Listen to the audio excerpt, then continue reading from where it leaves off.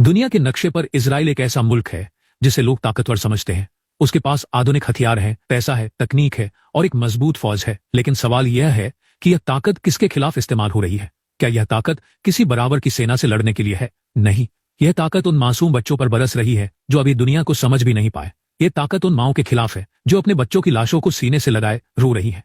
यह ताकत उन बुजुर्गों पर बरस रही है जिन्हें जिंदगी के आखिरी लम्हों में सुकून की उम्मीद थी, मगर उन्हें बम और मिसाइलों की मौत मिली। पिछले 1.5 साल से गजा में जो हो रहा है उसे देखकर दिल दहल जाता है। गजा के लोग जैसे जिंदा लाशों में बदल गए हैं। उनके घर उजड़ गए, मस्जिदें ढा दी गई, स्कूल खंडहर बन गए, बच्चे, औरतें, बूढ़े सब बमों की आवाज में जी रहे हैं। गजा की गलियों में खून की नदियां बह रही हैं और दुनिया चुप है। इजराइल बेपरवाह होकर बम बरसा रहा है जैसे उसे कोई रोकने वाला नहीं। लेकिन इजराइल यह भूल गया कि जुल्म की एक हद होती है। जब जुल्म हद से गुजर जाता है तो अल्लाह का इंसाफ हरकत में आता है। कुछ वक्त पहले यरूशलेम के पास जंगलों में आग लगी। यह कोई आम आग नहीं थी, यह अल्लाह की तरफ से एक साफ इशारा था। देखते ही देखते यह आग सैकड़ों हेक्टेयर जंगल को निगल गई। पहाड़ जलने लगे, सड़कें बंद हो गई, घरों को खतरा हो गया। जो लोग अपने आप को सबसे सुरक्षित समझते थे वो अपनी जान बचाने के लिए भागने लगे। इजराइल की वही फौज जो गजा पर बम गिरा रही थी अब दमकल की गाड़ियों के साथ आग से लड़ रही थी। लेकिन यह आग ऐसी थी कि न थम रही थी न रुक रही थी। तेल अवीव से यरूशलेम तक की सड़कें बंद हो गई, स्कूल खाली कर दिए गए, मोहल्ले वीरान हो गए। 6 से ज्यादा कस्बों से हजारों लोगों को निकालना पड़ा। इजराइल ने अपनी एयरफोर्स तक को आग बुझाने के लिए बुला लिया, मगर कुदरत की यह आग किसी के बस में नहीं थी। यह आग सिर्फ पेड़ों को नहीं जला रही थी बल्कि इजराइल के घमंड को भी राख कर रही थी। सोशल मीडिया पर इस आग के वीडियो वायरल हो रहे हैं। उनमें बच्चे रोते दिख रहे हैं, लोग घुटनों पर बैठकर अल्लाह से दुआ मांग रहे हैं। आग की लपटें इतनी भयानक है कि इंसान की आंखें सहम जाए। यह नजारा देखकर दिल में एक ही बात आती है, यह अल्लाह का अजाब है। यह उस जुल्म की सजा है जो गजा के मासूमों पर ढाया गया। कुरान शरीफ में अल्लाह ने बार बार जालिमों को चेतावनी दी है। सूरह नाम की आयत नंबर 6 में अल्लाह फरमाता है, क्या उन्होंने नहीं देखा कि हमने उनसे पहले कितनी कौमें हलाक कर दी जिन्हें हमने जमीन में वह ताकत दी थी जो तुमको नहीं दी। इस आयत में साफ है कि अल्लाह ने पहले भी ताकतवर कौमों को नेस्तनाबूद किया है, फिर चाहे वो फिरौन हो, नमरूद हो या कोई और। जो लोग अल्लाह की बनाई हदों को तोड़ते हैं उनका अंजाम बुरा होता है। इजराइल आज जिस ताकत पर इतराता है वह ताकत भी अल्लाह की दी हुई है, मगर अगर वह इस ताकत का गलत इस्तेमाल करेगा तो अल्लाह उससे हिसाब लेगा। सूरह हूद की आयत 102 में अल्लाह फरमाता है, और तुम्हारा रब जब किसी बस्ती को पकड़ता है तो उसकी पकड़ बहुत सख्त होती है, बेशक उसकी पकड़ बड़ी दर्दनाक और मजबूत है। यह आयत हमें याद दिलाती है कि अल्लाह का इंसाफ बहुत सख्त है। जब वह जालिमों को पकड़ता है तो कोई नहीं बचता। गजा में मासूमों का खून बहाया गया, उनकी चीखें अल्लाह के अर्श तक पहुंची।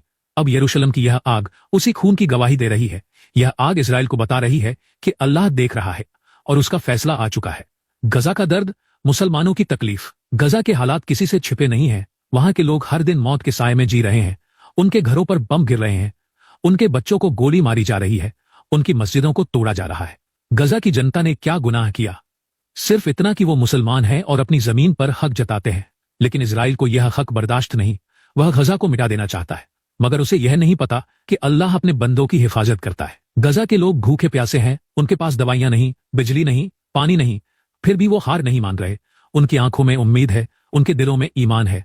वो जानते हैं कि अल्लाह उनके साथ है। कुरान में अल्लाह फरमाता है, बेशक जो लोग ईमान लाए और अच्छे काम किए उनके लिए जन्नतें हैं जिनके नीचे नहरें बहती हैं, जिनके नीचे नहरें बहती हैं। सूरह बुरूज आयत 11। गजा के लोग उसी जन्नत की उम्मीद में सब्र कर रहे हैं। वो जानते हैं कि उनका दर्द बेकार नहीं जाएगा। अल्लाह उनके हर आंसू का हिसाब रख रहा है। इजराइल का घमंड और कुदरत का जवाब इजराइल को लगता है कि वह दुनिया की सबसे बड़ी ताकत है। उसे लगता है कि कोई उसे रोक नहीं सकता, लेकिन वह भूल गया कि असली ताकत सिर्फ अल्लाह के पास है। यरूशलेम की यह आग उसी घमंड को तोड़ने का एक इशारा है। यह आग सिर्फ जंगल नहीं जला रही बल्कि इजराइल के दिलों में खौफ पैदा कर रही है। जो लोग गजा के बच्चों को डराते थे आज वो खुद आग से डर रहे हैं। सोशल मीडिया पर लोग कह रहे हैं कि यह आग अल्लाह का अजाब है, यह उस जुल्म की सजा है जो इजराइल ने गजा पर ढाया। कुछ लोग कहते हैं कि यह सिर्फ एक हादसा है, मगर मुसलमानों का ईमान कहता है कि यह कुदरत का पैगाम है। यह इजराइल को चेतावनी है कि अभी भी वक्त है, जुल्म बंद करो, तौबा करो, गजा के मासूमों को इंसाफ दो। अगर अब भी आंखें नहीं खुली तो अल्लाह का अजाब और सख्त हो सकता है। मुसलमानों का फर्ज इस वक्त, हर मुसलमान का फर्ज है कि वह गजा के लोगों के लिए दुआ करे, अल्लाह से उनके लिए सब्र और हिम्मत मांगे। जो लोग गजा की मदद कर सकते हैं उन्हें चाहिए कि वो हर मुमकिन कोशिश करें। कुरान में अल्लाह फरमाता है, मोमिन तो आपस में भाई भाई हैं। सूरह हुजुरात आयत 10। गजा के लोग हमारे भाई बहन हैं, उनका दर्द हमारा दर्द है। हमें उनकी आवाज बनना होगा, दुनिया को बताना होगा कि गजा में क्या हो रहा है।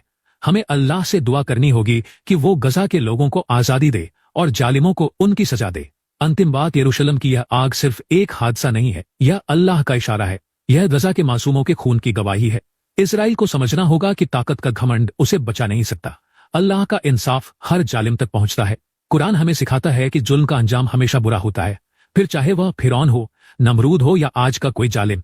आइए हम सब मिलकर गजा के लिए दुआ करें। अल्लाह से मांगे कि वो गजा के लोगों को हिम्मत दे, उनकी तकलीफें दूर करे और जालिमों को सजा